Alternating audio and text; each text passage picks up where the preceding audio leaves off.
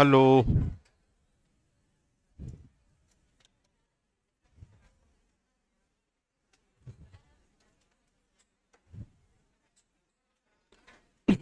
Median हो गया अपना कल।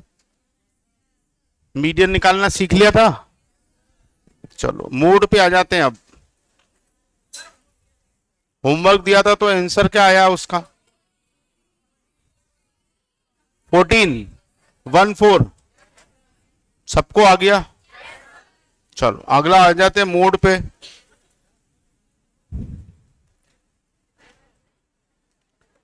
It is an ill defined average. Mode जो है वो इल डिफाइंड एवरेज होता है। मोड के बारे में बोल दिया गया है कि वो पहले से ही इल डिफाइन है। Mode is an ill defined average. The value which is repeated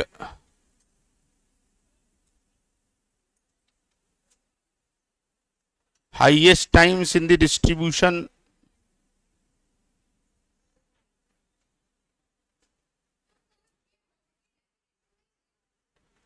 आजी मैडम जी बोलिए।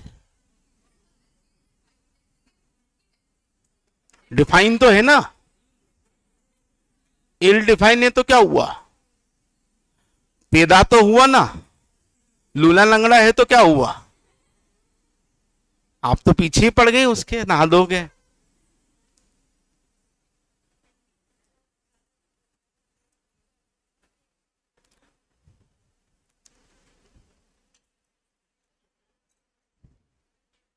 इल डिफाइन बोला जाता है इसे सबको। जैसे मीन को कुछ नाम दे दिया गया तो ग्रेट एवरेज, यूनिवर्सल एवरेज, है ना, point of balance, centre of gravity, ऐसी उसको उपाधि दे दी गई। मीडियन को पोजिशनल एवरेज बोला जाता है। मोड को इल डिफाइंड एवरेज बोला जाता है। ज्योमेट्रिक मीन को जो है वो हायर ऑर्डर एवरेज बोला जाता है। तो सबके अपने अपने बुलाने के तरीके। अपन नहीं दोस्तों में नाम और दादा और पहलवान बोलते कि नहीं बोलते ऐसे, उसमें इनने भी अपने अपने कर लिए। तो चलो मैडम तो अभी ऐसे 3-4 क्वेश्चन पूछेंगी मेरे से। एक्चुअली क्या है कि वो पहले बड़े सर से पढ़ी हैं, अब वो छोटे सर से पढ़ रही हैं। उनका उनका ज्ञान मतलब ब्रह्मांड के बराबर, अपना ज्ञान इस कमरे के बराबर। कहाँ वो कहाँ अपन। तो वैसे भले डिग्री अपन ने ज्यादा ले रखी है तो क्या हुआ, ज्ञानी तो वही है। बोल। हाँ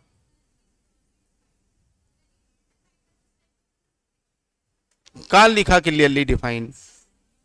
मैंने कहा बताया? वो मीन की वो तो प्रोफेसर यूल ने 5 प्रॉपर्टी दी, ये तो उस प्रॉपर्टी पे फेल हो जाता है, इसलिए तो इल डिफाइन हो गया। देखो क्या है, अब इसके पहले और दीदी लोग क्वेश्चन पूछें।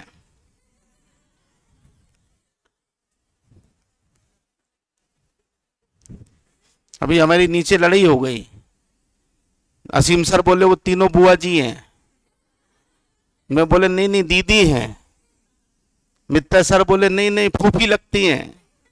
तो इसके पहले कुछ बात और निकले, मैं बता दूं कि वो डिफाइन क्यों है, प्रॉब्लम क्या आ रही है उसके साथ। मोड की डेफिनेशन बोल रही कि जो वैल्यू सबसे ज्यादा रिपीट होगी वो एवरेज होगी। अब कंट्रोवर्सी है उसकी डेफिनेशन में। एक तरफ तो आप बोल रहे हो कि जो मोड है वो मेजर ऑफ सेंट्रल टेंडेंसी है, वो सेंट्रल टेंडेंसी को मेजर कर रहा है। और फिर आप बोल रहे हो कि जो वैल्यू सबसे ज्यादा बार रिपीट होगी वही मोड होगी। तो इस बात की कोई गारंटी नहीं है कि हमेशा सेंटर वैल्यू ही सबसे ज्यादा बार रिपीट होगी। वैल्यू तो कोई भी रिपीट हो सकती है। अब जैसे ये एग्जांपल लिया अपन, 5, 7, 10, 7, फिर 12, फिर 7 और फिर 15। अभी तो मोड इसमें 7 आ रहा है, ठीक है। 7 5 से लेके 15 के बीच में यहां 7 आ रहा है। Not measure of central tendency. कैसे बोलोगे आप? कि सेंट्रल टेंडेंसी 5 7 10 5 10 फिर 5 फिर 20 फिर 25। अब की बार आपका 5 3 बार रिपीट हो रहा है तो मोड 5 हो गया। अब आप बोल रहे हो 5 से लेके 25 की सेंट्रल टेंडेंसी 5 है, कैसे? आपने इतने टेस्ट दिए, इतने नंबर स्कोर करे, कभी 10 भी 2 बार लाए, 20 भी लाए, 25 भी लाए, और टीचर आपका एवरेज 5 निकाल के रख रहा है, गड़बड़ होगी कि नहीं होगी? गड़बड़ है। फिर 5 7 10 12 15 20 मोड निकलेगा ही नहीं, डिफाइन ही नहीं हो रहा है, क्योंकि कोई वैल्यू रिपीट ही नहीं हो रही, गड़बड़ है। फिर 5 7 10 7 10 12 15 दो मोड हो गए, 7 भी और 10 भी। कितनी सारी जगह कंफ्यूजन है। अब यहां 7 भी 2 बार आ रहा है, 10 भी 2 बार आ रहा है, किसको मोड माने? बाई मॉडल डिस्ट्रीब्यूशन हो गया। अब उनकी तो पहली शर्त यही है कि एक ही एवरेज निकलना चाहिए, यहां 2 एवरेज निकल रहा है, मामला गड़बड़ है। पहले वाले मामले में आंसर कोने में आ रहा है, मामला गड़बड़। दूसरे वाले उसमें मामले में मोड निकल ही नहीं रहा है, मामला गड़बड़। तो इतने सारे कंफ्यूजन है, इसलिए उनने बोल दिया कि वो इल डिफाइन है। कई सारे मामलों में मोड कैलकुलेट ही नहीं हो पाता है, कई सारे मामलों में। अब ये बाई मॉडल डिस्ट्रीब्यूशन हो गया, 2 मोड वाला डिस्ट्रीब्यूशन। ट्राई मॉडल भी हो सकता है इसमें, अगर 12 और रिपीट हो जाए तो अभी 7 10 और 12 3 मोड हो गए। एक बोलेगा 7 आंसर, एक बोलेगा 10 आंसर, एक बोलेगा 12 आंसर है, मामला गड़बड़। इसलिए उनने उसको पहले दिन ही मोड बनाने वाले ने क्या बोल दिया कि भैया हम तो इल डिफाइन है। ठीक, बाकी के साथ कोई समस्या नहीं है। मीन एग्जैक्ट क्लियर कट निकलेगा, मीडियन क्लियर कट निकलेगा, जीएम क्लियर कट निकलेगा, एचएम क्लियर कट निकलेगा। 100 लोग अगर आंसर निकाल रहे होंगे तो 100 का ही आंसर एक जैसा आएगा। पर मोड के अंदर बहुत सारी कंट्रोवर्सी खड़ी हो जाती है। अब इजाजत हो तो मैं आगे लिखूं, लिख दें सबको क्लियर? चलो, तो the value which is repeated highest times in the distribution is known as mode.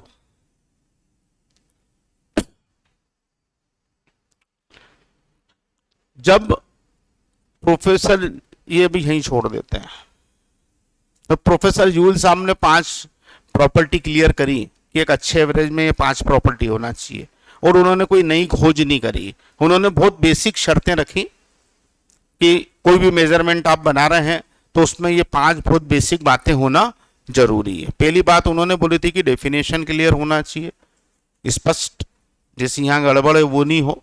दूसरी बात इजी टू कैलकुलेट। तीसरी बात based on all the observations, भाई सभी आंकड़ों का उपयोग हो ना।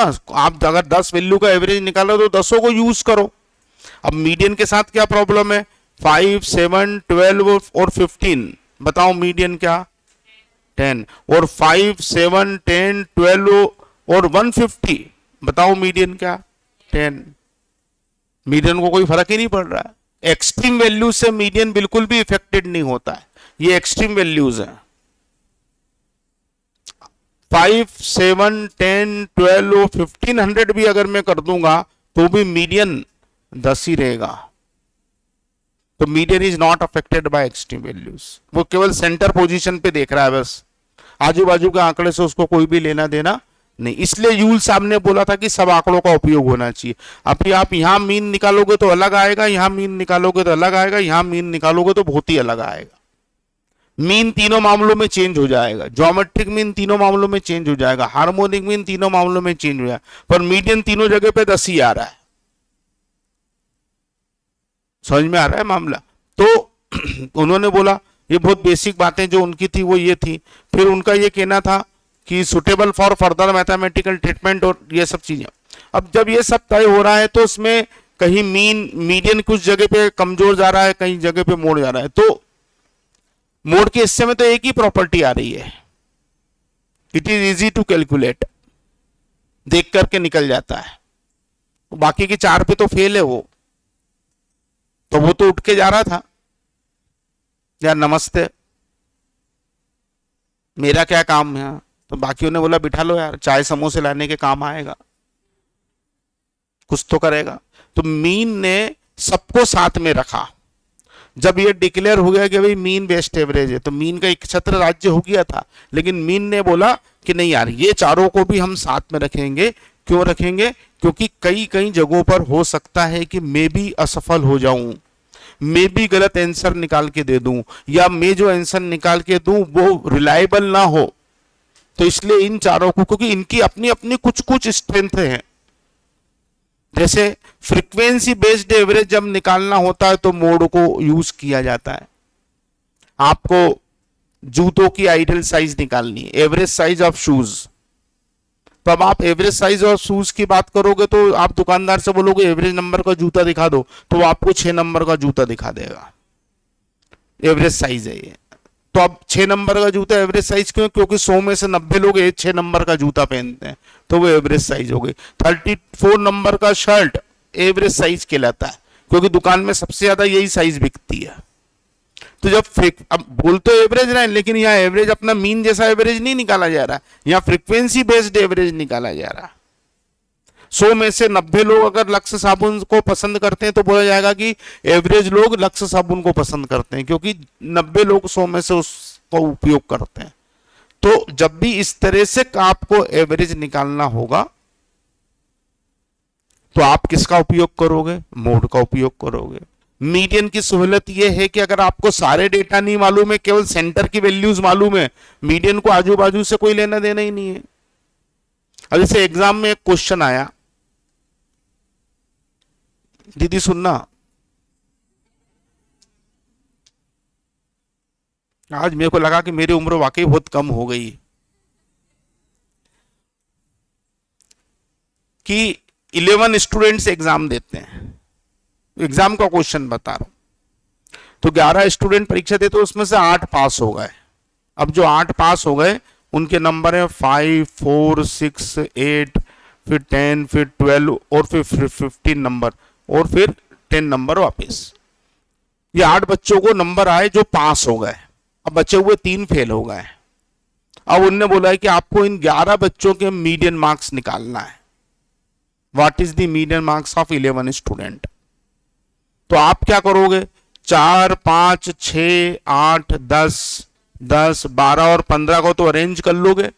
अब जो 3 फेल हुए उनके नंबर तो 4 से कम है, तो मान लो ए बी सी उनके नंबर है, इस तरफ आ गए। अब 11 हैं तो जो छठे नंबर पे 1, 2, 3, 4, 5, 6, छठे नंबर पे जो वैल्यू आएगी वो मीडियन हो जाएगी।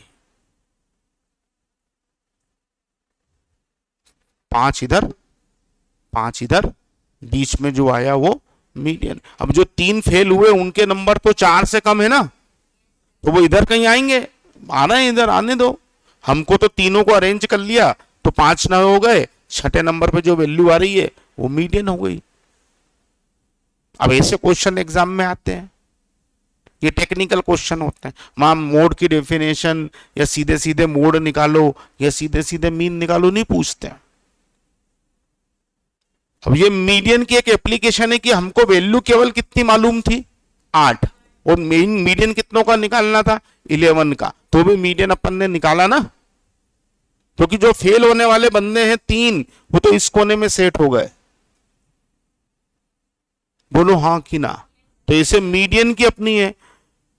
ज्योमेट्रिक मीन के लिए उन्होंने बोला जाता है कि भाई जब डेटा परसेंटेज में दिए जाते हो, एवरेज रेट ऑफ इंक्रीज या डिक्रीज आपको निकालना होती है।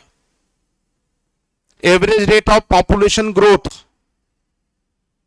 किसी शहर की आबादी एक साल में 5% बढ़ी, दूसरे साल में 8% बढ़ी, तीसरे साल में 10% बढ़ी, तो अब 3 साल की average rate of population growth क्या?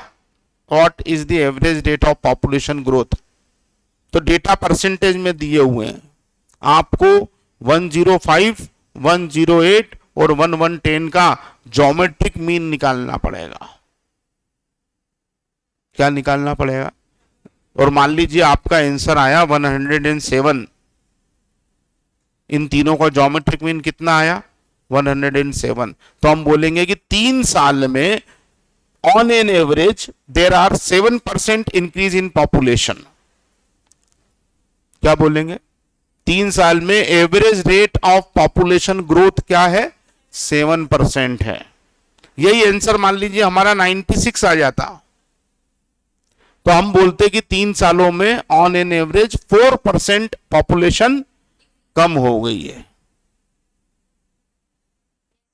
समझ में आ गई?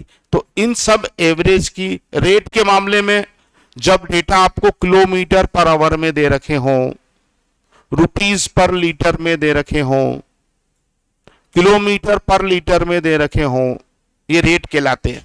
रेट, रेट का मतलब होता है दर। अपन फ्रूट की दुकान पे जाएंगे तो बोलेंगे क्या भाव दिए, एप्पल क्या भाव दिए तो बोलेगा 300 रुपये पर केजी, पपीता क्या भाव दिया तो बोलेगा 100 रुपीज पर केजी। तो पर केजी, पर लीटर, पर मीटर में जब भी डेटा दिए जाएंगे तो एवरेज के रूप में अपन क्या यूज करेंगे? ज्योमेट्रिक मीन नहीं, हार्मोनिक मीन यूज करेंगे। किसको यूज करेंगे? हार्मोनिक। तो अब एवरेज स्पीड दे दी उन्होंने, एक बंदा ए सिटी से बी सिटी गया 40 किलोमीटर पर आवर की स्पीड से, और वापस बी से ए की तरफ आया 60 किलोमीटर पर आवर की स्पीड से, तो उसकी एवरेज स्पीड क्या है? What is the average speed of the person? तो हमको 40 और 60 का, आम आदमी जिसको नहीं मालूम है वो तो 50 आंसर निकाल देगा, और ऑप्शन में 50 दिया हुआ भी रहेगा, पहले ही 50 लिखा रहेगा, 50 चिल्ला चिल्ला के बोलेगा मैं ही सही आंसर हूं, लगा दे। लेकिन एक्चुअली वहां मीन नहीं निकालना है, एक्चुअली वहां हार्मोनिक मीन निकालना, और आंसर आएगा 48 किलोमीटर पर आवर। समझ में आ रही है बात? तो हर एवरेज की कहीं ना कहीं अपनी कोई उपयोगिता है, इसलिए अपन उसको पढ़ रहे हैं। अब मेरी बात खत्म हो गई, अब अपन आगे बढ़े। चलिए, तो the value which is repeated highest times in the distribution is known as mode. Mode की डेफिनेशन सिंपल सी ये है कि जो वैल्यू सबसे ज्यादा बार रिपीट होगी वो क्या कहलाएगी? मोड कहलाएगी। आगे लिखते हैं। अब अपन 3 प्रकार के डिस्ट्रीब्यूशन पढ़ते हैं। एक तो होता है डिस्क्रीट। तो डिस्क्रीट में तो कोई प्रॉब्लम नहीं है, देख लो सामने, जो वैल्यू सबसे रिपीट होगी सबसे ज्यादा वही मोड है। डिस्क्रीट फ्रीक्वेंसी में भी कोई प्रॉब्लम नहीं है, केवल ये देखना है कि किसकी फ्रीक्वेंसी सबसे ज्यादा है। जो वैल्यू की फ्रीक्वेंसी सबसे ज्यादा होगी वो मोड हो जाएगी। अब बचा अपना कौन सा डिस्ट्रीब्यूशन? कंटिन्यूअस वाला। तो उसमें उसको कैलकुलेट करने का फॉर्मूला है, लिख लो। In case of continuous frequency distribution, mode is calculated by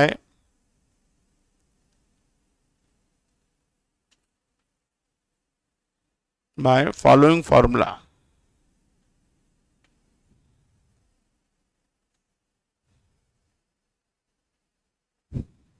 ठीक, और मोड का फार्मूला होता है mode is equal to L plus F1 minus F0 upon 2F1 minus F0 minus F2 into H।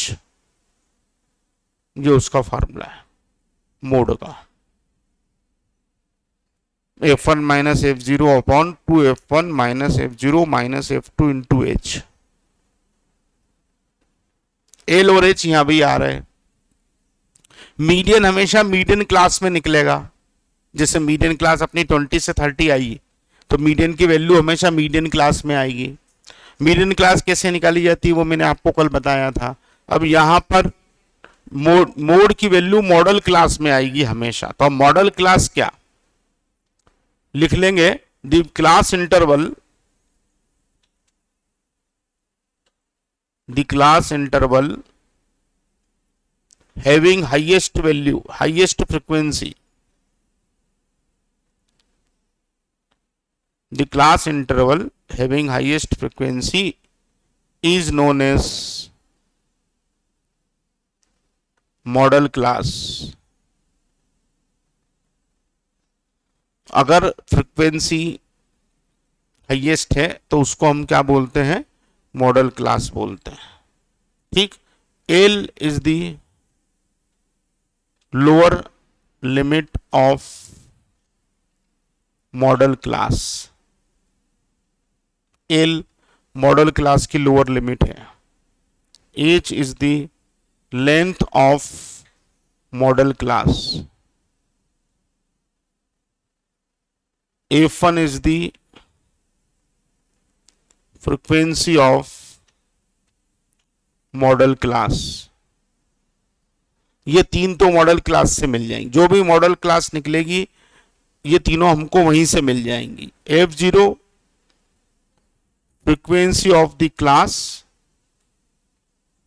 Preceding the median class, preceding the model class. F0 model class से पहले वाले class की frequency है,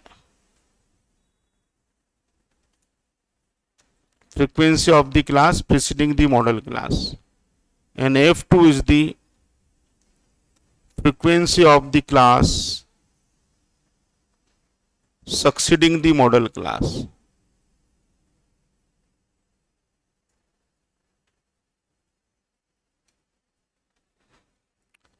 सब हमको model class से find out करके और फिर उसको हमको फॉर्मूले में पुट कर देना है तो मोड निकल जाएगा। मोड और मीडियन का टोटली असेंबल्ड फार्मूला है। फॉर्मूले दो प्रकार के होते हैं, एक डिराइव्ड फार्मूला, एक असेंबल्ड फार्मूला। एक साइंटिफिकली डिराइव्ड किया गया है और एक असेंबल करके समझ करके जोड़ जुगाड़ करके बनाया गया है। तो कंटिन्यूअस के मामले में हम इस फार्मूले का इस्तेमाल करते हैं। ये इसका फार्मूला है, mode is equal to L plus F1 minus F0 upon twice F1 plus minus F0 minus F2 into H. और ये सारी वैल्यू हम इसमें पुट कर देते हैं। लिख लिया हो सबने तो आगे बढ़े। चलिए तो क्वेश्चन पे आ जाते हैं। क्वेश्चन करते हैं अपन इसका एक मोड का, तीनों डिस्ट्रीब्यूशन का एक एक question. Example number 1, calculate mode. Mode निकालिए 5, 7, 10, 12, 6, फिर 12, 15 और 20। कौन सी वैल्यू सबसे ज्यादा बार रिपीट हो रही? 12। तो मोड इज इक्वल टू कितना हो गया? 12। ठीक। दूसरा क्वेश्चन, कैलकुलेट मोड। ऊपर वाला डिस्क्रीट का था, नीचे वाला डिस्क्रीट फ्रीक्वेंसी का है। 2, 4, 6, 8 और 10 और 5, 7, 10, 6 और 4। बता दीजिए मोड क्या होना चाहिए। तो मोड के बारे में बोला जाता है it can be obtain only by inspection. केवल हम देख करके भी मोड को कैलकुलेट कर सकते हैं। तो इसका आंसर कितना हो गया? 6 हो गया, क्योंकि सबसे बड़ी फ्रीक्वेंसी कितनी है? 10 है। इसलिए 2 होती तो 2 मोड हो जाते और 3 होती तो 3 मोड हो जाते। ठीक, यहां तक किसी को कोई समस्या मोड में हो तो बताइए। मोड में कोई समस्या आ रही हो तो।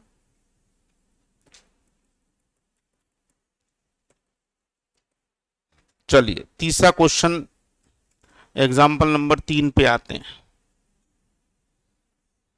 मोड निकालने का क्वेश्चन। कैलकुलेट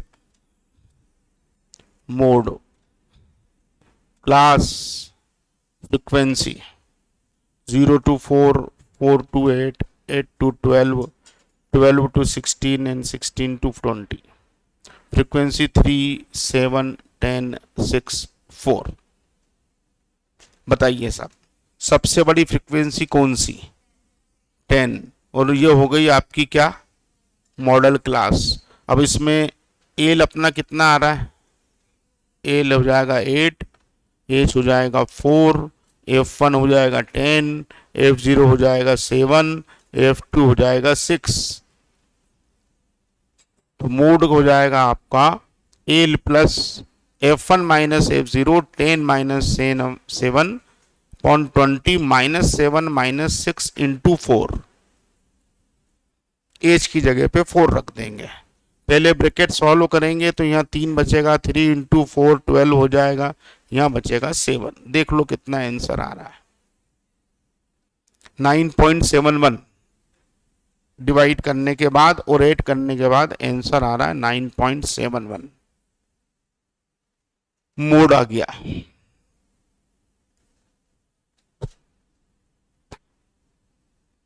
ठीक है,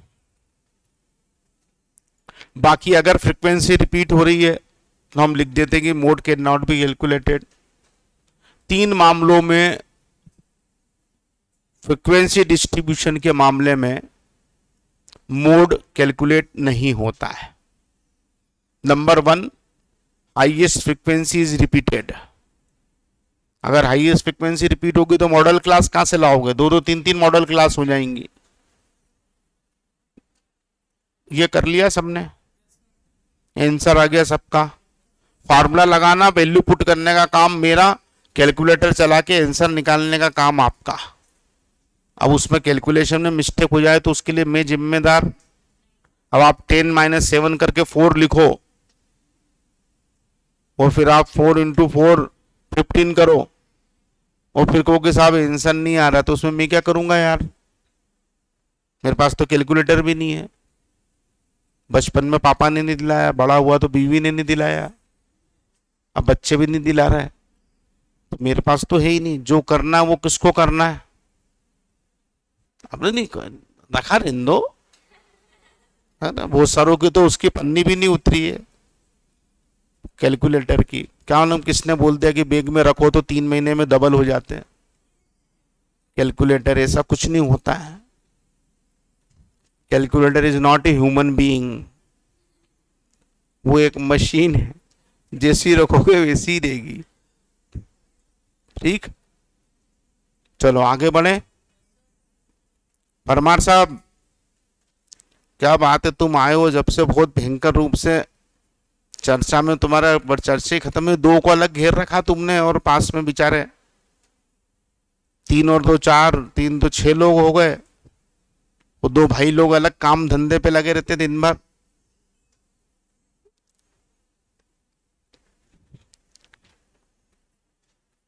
मैं बता दूं, न्यू में आपको 30% भी नहीं पढ़ाया गया है। पास होने के लिए 70% पढ़ना जरूरी है। न्यू में केवल ट्रेलर दिखाया गया है, 2-4 गाने सुनाए गए हैं, एक आधा आइटम सॉन्ग दिखाया गया है। पिक्चर में अभी बहुत सारे सॉन्ग बाकी हैं। और तुमने जो सॉन्ग देखा रविदीप सर का, वो आइटम सॉन्ग नहीं था, वो सैड सॉन्ग था। आइटम सॉन्ग आपको मैं दिखाऊंगा। तो इसलिए जो है परमार साहब, सबका पड़ा हुआ है मोड। तो क्या क्या बता दूं,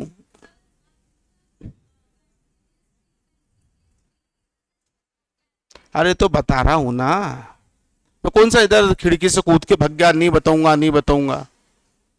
वो तो उधर परमार साहब की तरफ हलचल चल रही थी तो मेरा ध्यान उधर चला गया। अब कंटिन्यूस बेचारे के एक कान में बोले जा रही है, कल से उसके इधर से सुनी देना बंद हो गया तो शादी कैसे करेंगे छोरे की? फिर उसकी पत्नी को इधर से कुछ बोला रहेगा तो घूम के इधर आके बोलेगी। इधर से बच्चे पापा पापा बोलेंगे, उसको मामा मामा सुने दो। छोड़ दो उसको, गरीब को।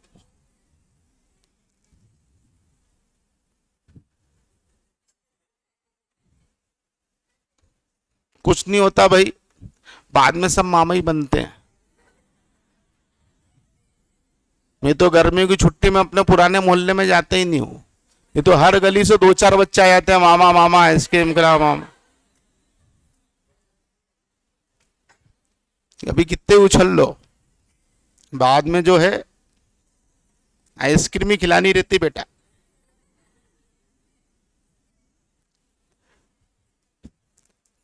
छोड़ दो उसको, गरीब को। और एक इधर कोने में और एक बैठा है। कल तू इधर बैठना, तेरे कान का नंबर है। और परमार साहब पढ़ लो यार। अरे तू तो बेचारी कहाँ कुछ बोल रही थी। हाँ, मेरे को दूर का दिखाई नहीं देता, तू बोल रही मेरे को ऐसा लगा। चलो आगे बढ़े बच्चों, इनसे तो चलता रहेगा हमारा हंसी मजाक। अभी ट्रेंड है, रोज को 10-10 क्वेश्चन घर से पूछ सोच के आती है, आज ये पूछेंगे सर से।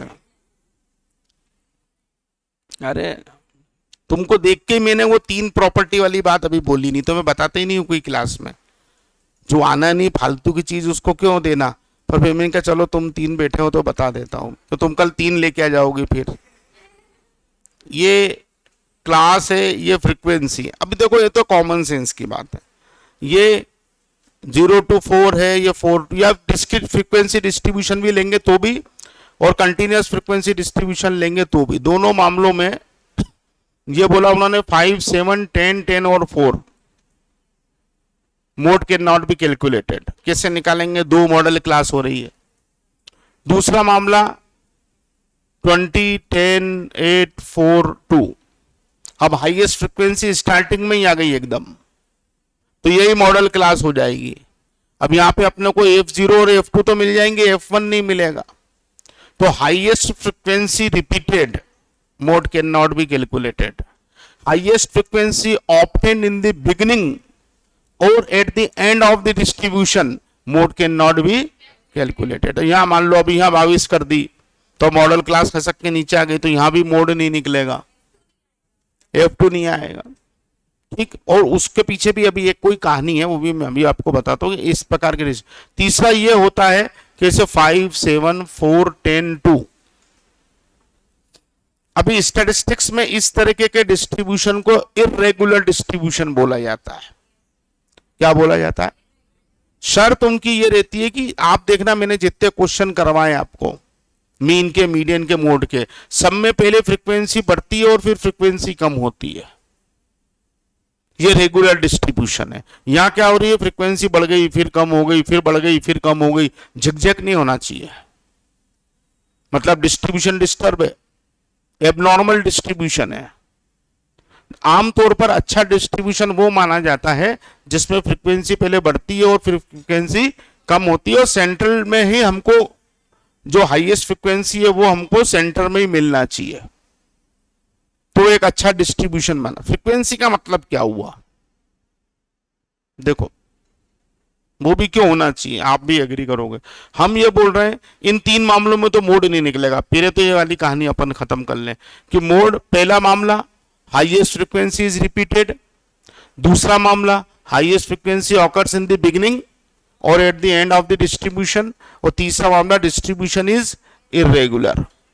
अभी ये क्या है, फ्रीक्वेंसी, ये क्या बोल रही है, 5, 7, 10, 6, 4। तो आपके पास टोटल जो फ्रीक्वेंसी है वो 32 है, टोटल वैल्यूज, और उन 32 वैल्यूज में से 10 वैल्यूज यहां बीच में आ रही हैं, और इसमें आप ये और जोड़ दोगे तो 17 हो जाएंगी, और ये और जोड़ दोगे तो 23 हो जाएंगी। तो 32 में से 23 वैल्यूज सेंट्रलाइज्ड है यहां पर, और इस जगह पर अगर वो सेंट्रलाइज्ड है तो यहीं पर आपको सारे मेजर ऑफ सेंट्रल टेंडेंसी मिलेंगे, क्योंकि उनकी डेंसिटी यहां सबसे ज्यादा है। सेंट्रलाइज्ड सारे डेटा इस जगह पे है। अभी यही मैं ये कर दूं कि 5, 10 और यहां मैं इसको 12 कर दूं, और यहां जो है फिर 10 कर दूं और फिर 5 कर दूं, तो यहां बीच में आ रही है। लेकिन मैंने कर दिया 15, 10, 5, 7 और फिर 2, तो यहां सेंट्रल टेंडेंसी खसक के ऊपर चली जाएगी, क्योंकि मैक्सिमम डेटा वो ऊपर की तरफ शिफ्ट हो गए। तो सेंट्रल टेंडेंसी का मतलब ये होता है कि जहां पर सारे डेटा मैक्सिमम सेंट्रलाइज्ड होंगे वहीं पर हमको मीन, मीडियन, मोड मिलेंगे। तो डिस्ट्रीब्यूशन में अगर आपकी हाईएस्ट फ्रीक्वेंसी ऊपर चली गई तो सेंट्रल टेंडेंसी ऊपर की तरफ शिफ्ट हो जाएगी, जो कि गलत है। अब बोल तो आप सेंट्रल टेंडेंसी रहो और आंसर ऊपर ले जाके निकाल रहे हो कॉर्नर में, तो गलत है कि नहीं है? तो इस तरीके के एबनॉर्मल डिस्ट्रीब्यूशन में मोड कैलकुलेट नहीं होता। मोड की अपनी बहुत सारी तकलीफें हैं, बहुत सारे दुख दर्द हैं, ठीक है, तो वो नहीं निकलता है। तो इस तरीके के मामले में वैसे तो मैं बोल लूं पहले, मोड सबसे कम पूछा जाने वाला एवरेज है। अगर पिछले 15 सालों की एग्जाम में 150 क्वेश्चन आए होंगे तो 5 क्वेश्चन भी मोड पे बेस्ड नहीं होंगे। और उसमें भी 2 बार तो उन्होंने कभी पूछ लिया कि जूतों की एवरेज साइज निकालनी है तो कौन सा एवरेज यूज करोगे, तो मोड यूज करेंगे। पॉपुलर आइटम के बारे में जानकारी निकालनी है, सर्वे करना हो तो कौन सा एवरेज यूज होगा, तो मोड यूज होगा। रेडीमेड गारमेंट्स में एवरेज साइज निकालने के लिए कौन सा एवरेज यूज किया जाता है, तो मोड किया जाता है। मोड बहुत ज्यादा यूजफुल एवरेज नहीं है, तो बहुत छोटा सा उसका अपना दायरा है और उस छोटे से दायरे में उससे लिमिटेड जो क्वेश्चन है वो पूछे जाते हैं। समझ में आया कि मोस्ट अनस्टेबल एवरेज कौन है, तो मोड है। स्टेबल एवरेज मीन है, मोस्ट अनस्टेबल एवरेज मोड है। तो इस टाइप के क्वेश्चंस जो है वो एग्जाम में उसके आते हैं। बाकी ऐसा कोई बहुत ज्यादा इंपॉर्टेंट टॉपिक मोड का नहीं है, ठीक है। क्वेश्चन एक लिखेंगे, बोलो।